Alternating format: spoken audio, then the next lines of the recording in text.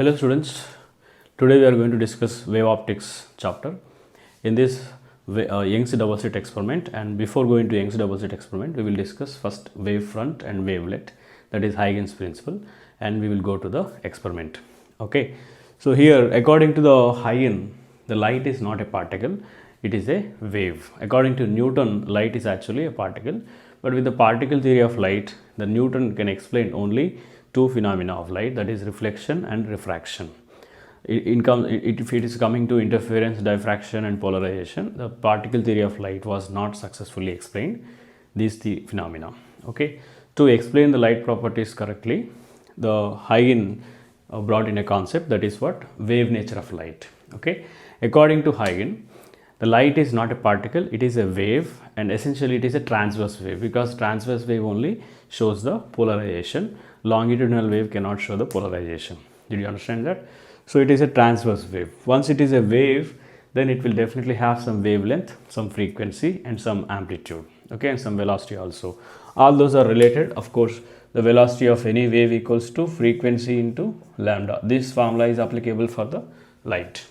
Okay, so according to Huygens, it is a wave and which is having this relation. And now let us consider that is a wavefront. First assumption that is given by the Huygens, with the help of the wavefront only he can explain the phenomena like interference. Okay, the surface in which the particles are oscillating with the same amplitude and same phase, that is called as wavefront. Okay, let us consider that. So let us have a source here, right, which is sending the light in all possible directions. Let us consider the rays here, okay, and I'll explain with the help of these rays only, then only you'll be understanding clearly. The light is going this way. Now consider a point here at a distance small r meter from this source. Then this particle will have some amplitude of oscillation A and phase pi. Okay, and not only this particle, at the same distance from the source, another particle is here which is having same amplitude and phase. Okay, and if you consider one more here, that is also having same amplitude and same phase. So if you consider like that, how many such particles are possible in the space at a constant distance? There are infinitely many. But if you consider, if you join them all, okay, they will give a surface.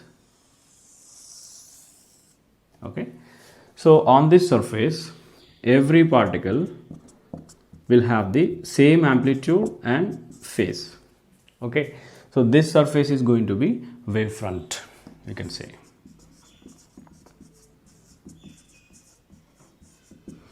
Okay, so in 2D it is looking like a circle, but in 3D it is going to be a sphere.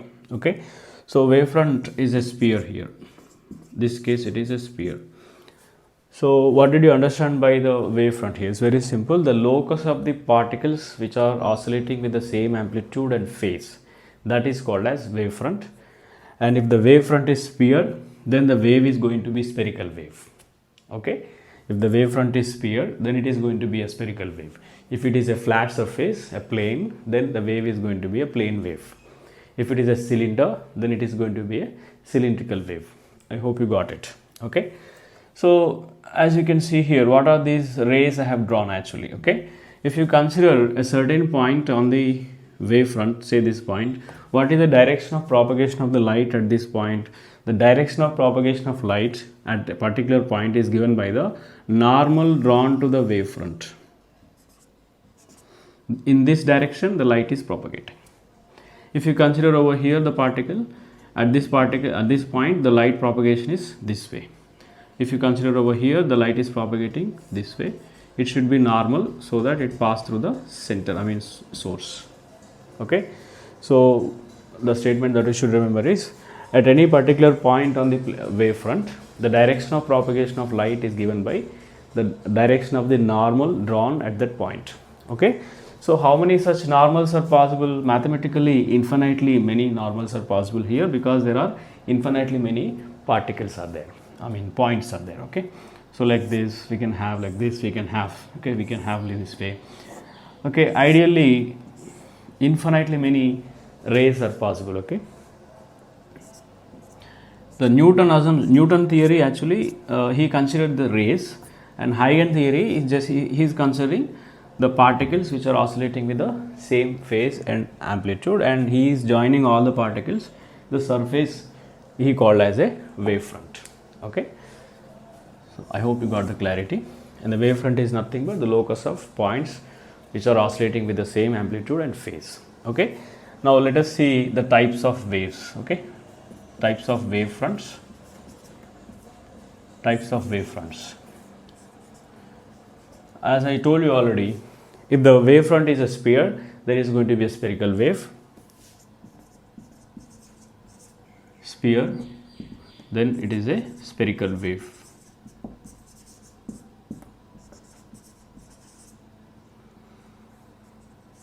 Like this. Okay, if the wavefront is a flat surface or plane, then it is going to be a plane wave. Okay, the plane wave I can draw here. This is a plane, and the light is this way.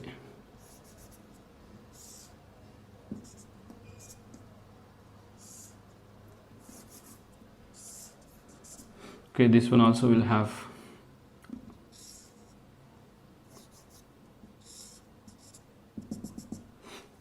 so these are actually light rays we can consider. The light is propagating towards the along the normal drawn to the wavefront. Okay, this is what actually plane wave. A spherical wave at infinite distance is going to be plane wave. I will prove that next board. Okay, so next coming to cylindrical wave. If the wavefront is a cylinder, then it is going to be cylindrical wave. It's very simple. If you consider a source which is in the form of a line, okay, like a tube light in your house, you can have. This is a tube which is giving the light, and the wavefront is going to be a cylinder this way, and the light is propagating this way, normal to the surface.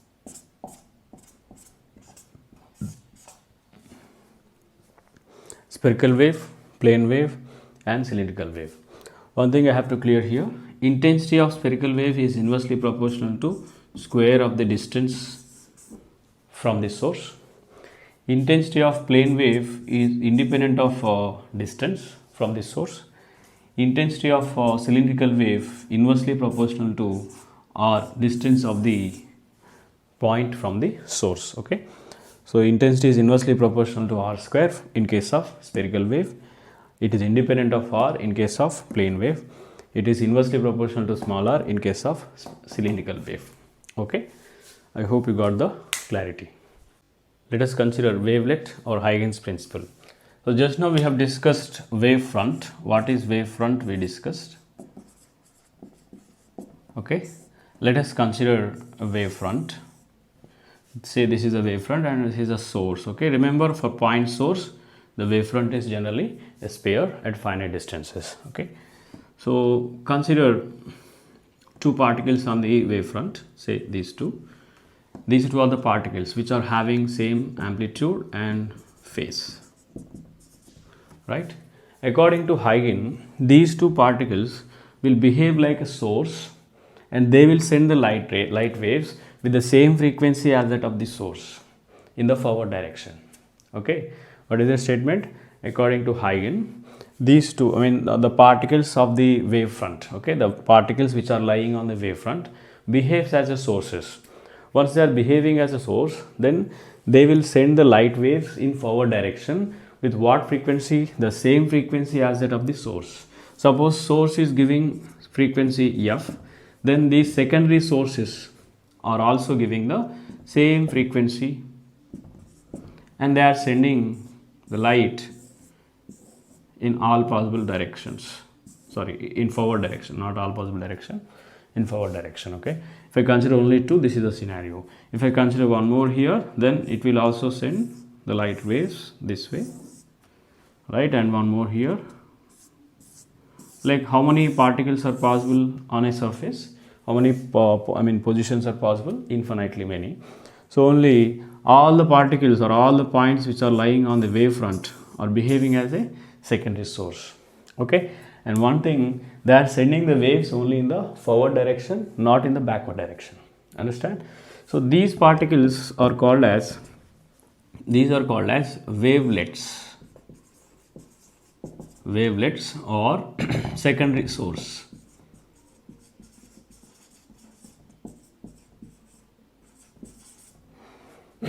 Secondary sources, and this principle we call it as Huygens principle.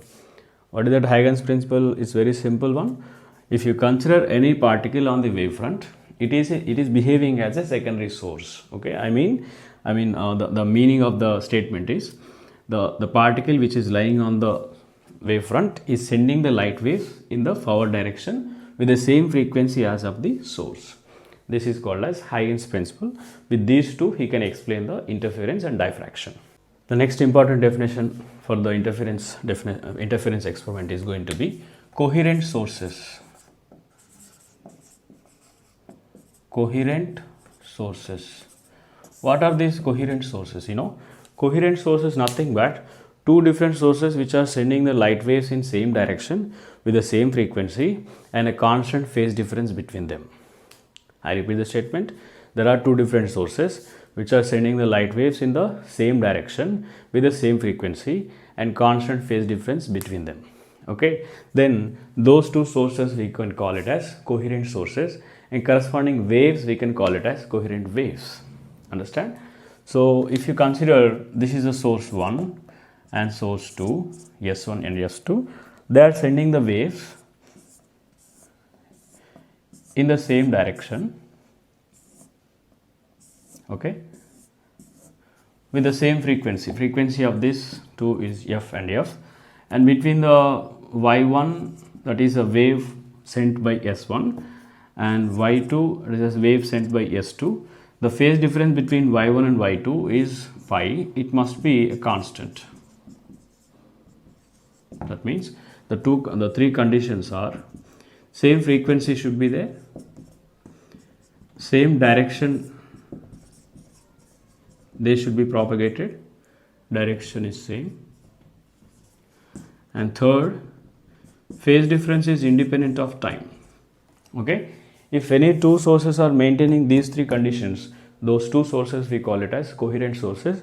Corresponding waves we call it as coherent waves. Okay, so let us go to the interference experiment. With these definitions we can have the experiment. Interference is nothing but if two coherent waves are superposed on each other, then it is going to be interference. If two non-coherent waves are superposed on each other, we will not treat it as interference.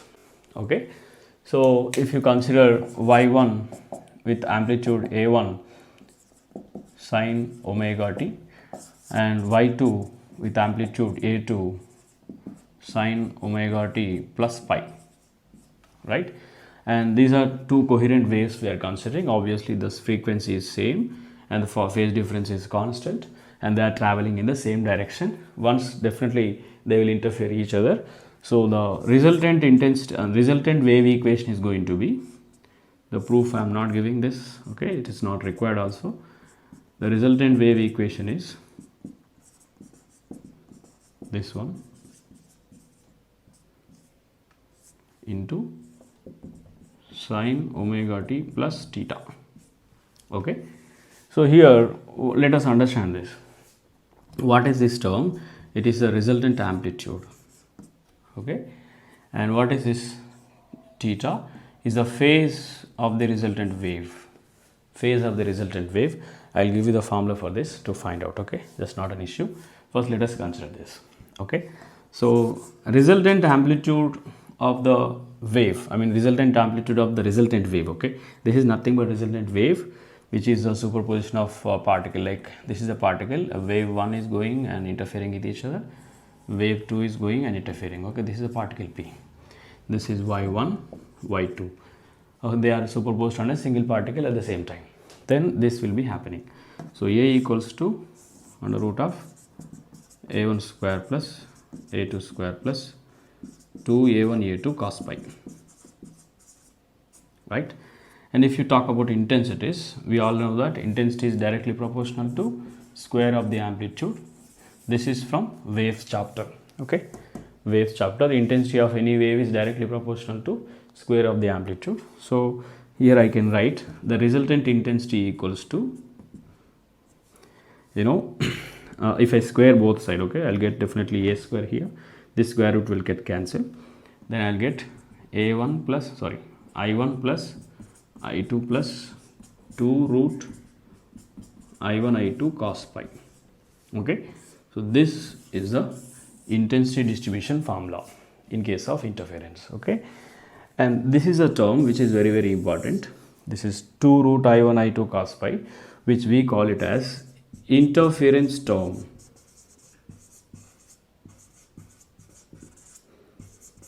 Interference term.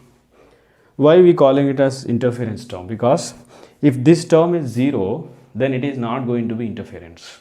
I mean, we will not consider it as interference. So if this term is not equal to 0, then we treat it as a interference. So obviously you can ask me, when this term will become 0? Definitely when phase difference is a function of time, then the average value of cos function will become 0, so that the total, this term will become 0.